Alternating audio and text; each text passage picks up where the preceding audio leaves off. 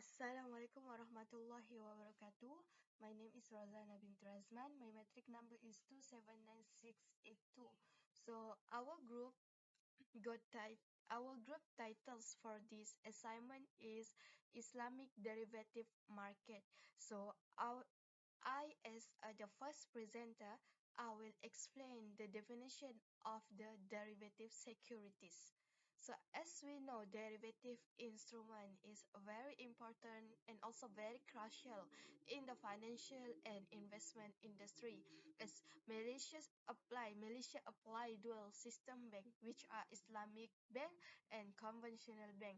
So same goes to the derivative instrument. We have Islamic and conventional derivative instrument. So what does mean by the Islamic derivative securities? Islamic derivative securities means financial instrument where its value depending on the value of the asset. And Islamic derivative is comply with Sharia guidelines. However, conventional derivative it's not comply with the Sharia rules. Derivative securities or Islamic derivative securities can sell on the OTC, which non over the counter. Derivative also very important in order to help investor or us to mitigate or reduce the risk. So there are four types of the derivative securities. Firstly, forward contract, future contracted, option contract, and last but not least is swap contract. So, what the means of the forward contract? So, forward contract is a contract between two parties. One party will buy some things from other party at a later date at a price agreed. Future contract means contract between two parties also, but they are buy or sell an asset in the at a certain time in the future for a specified price.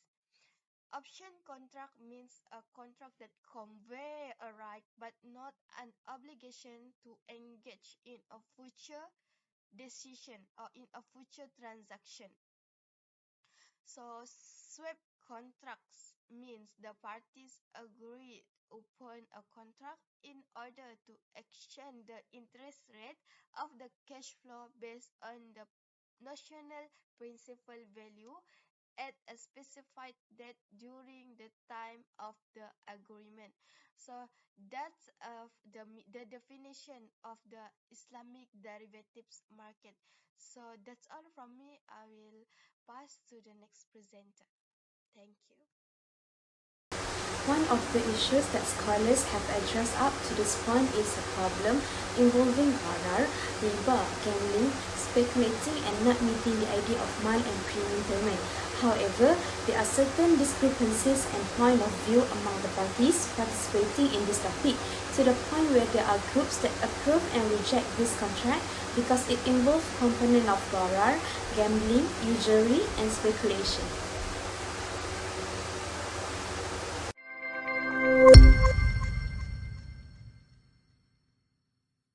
The Arabic term gharar may be translated as certainty, deception, and danger. It has also been called the selling of what is not yet present, which may refer to things like crop that have not yet been harvested or fish that have not yet been eaten. Gharar is a major concept in Islamic finance, and it is used to evaluate the permissibility of hazardous investment, such as those involving short selling, gambling, the sale of product or asset of doubtful quality, or any contract that is not put out in unambiguous term. There is a set of civil law in Islamic finance that prohibit transactions that are very uncertain or that may create any injustice or deception against any of the parties. The practice of gharar, which is often referred to as interest-free loan, is forbidden in Islam. Some scholars refuse to acknowledge the validity of derivative contract on the grounds that they include excessive gharar component. This is because gharar concerns are often linked to derivative contract.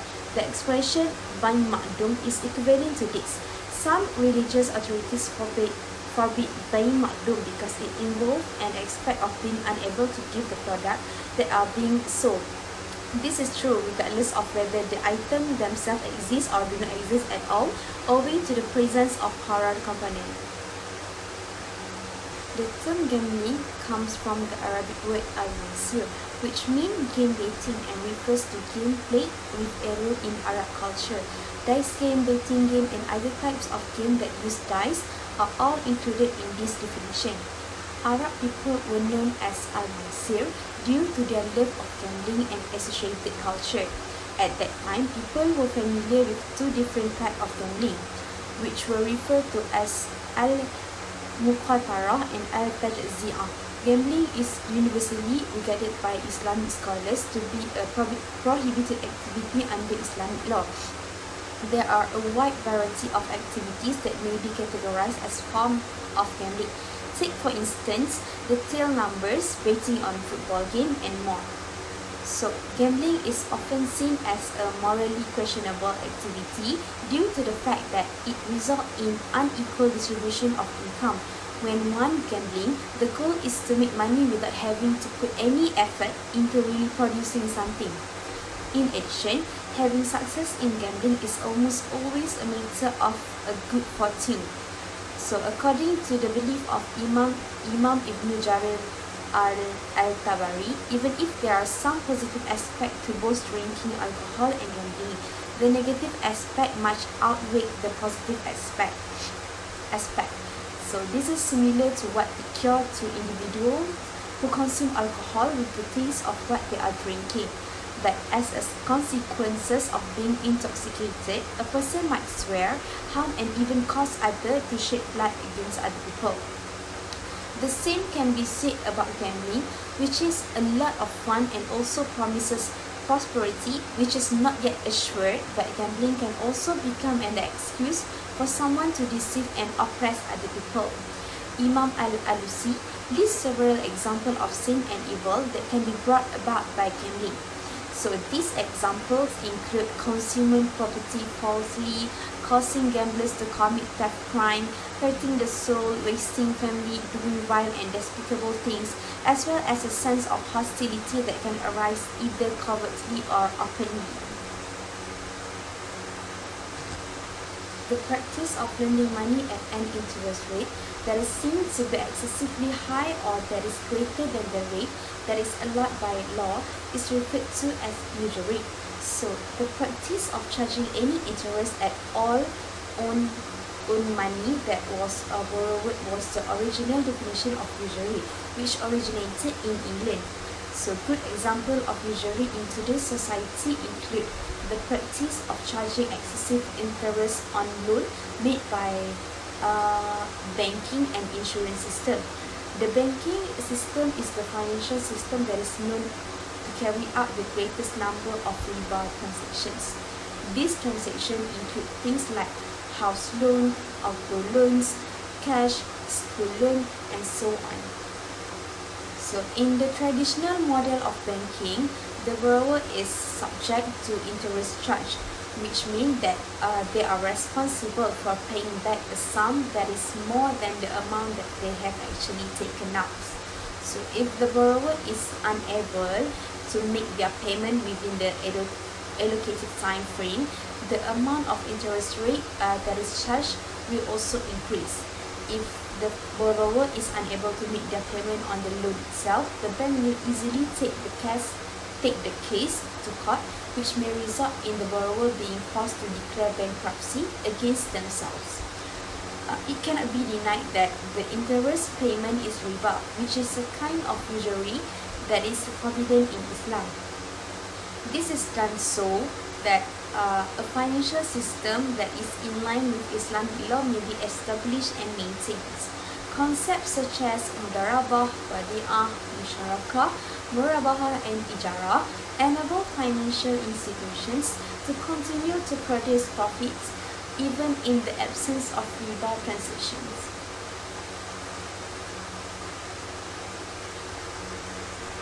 Speculation, sometimes known as speculative trading, is a term used in the realm of finance to describe the practice of engaging in a financial transactions with the intention of making a huge gain or some other major value in exchange for the high risk of incurring a loss of value.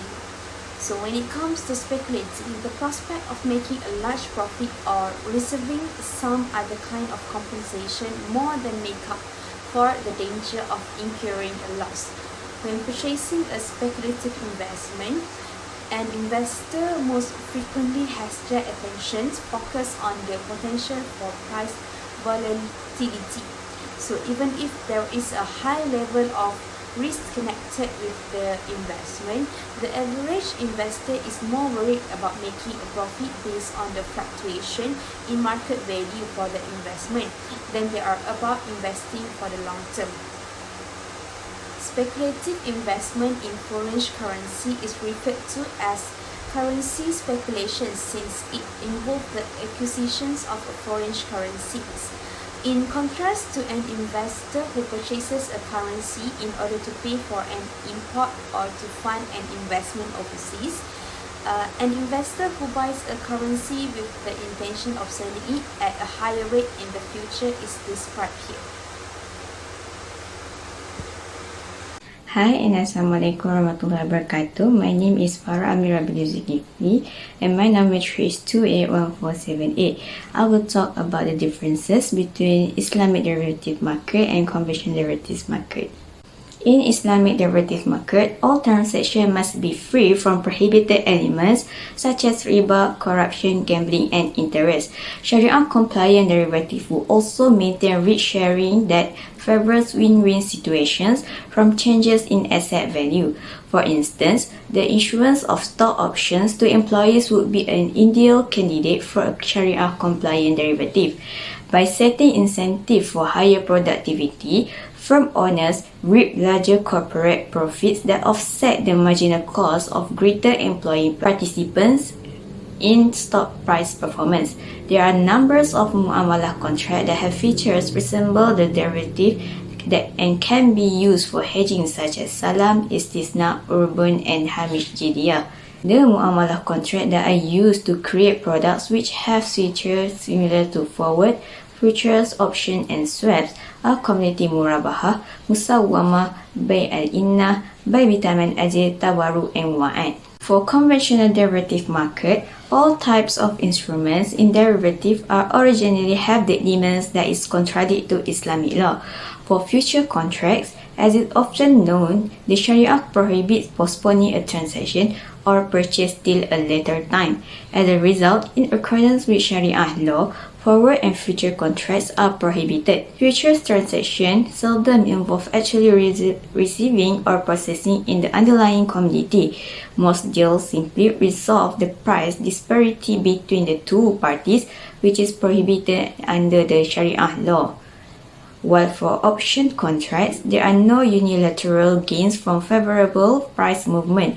For example, in the money appreciation of option premium in the range between the current and the contractual agreed repayment amount. Any deviation of the underlying asset value from the final repayment amount constitutes shared business risk, like in an existing or future assets. And for forward contract, elevate the risk of one counterparty defaulting when the spot price of the underlying asset falls below the forward price prior to maturity, rendering the contract out of the money and making deliberate default more attractive. Although the non-defaulting party does have a legal resource, the process of seeking contractual enforcement can be lengthy, cumbersome, and expensive, especially in areas of conflicting legal governance as a matter of form, which means commercial law versus Islamic law.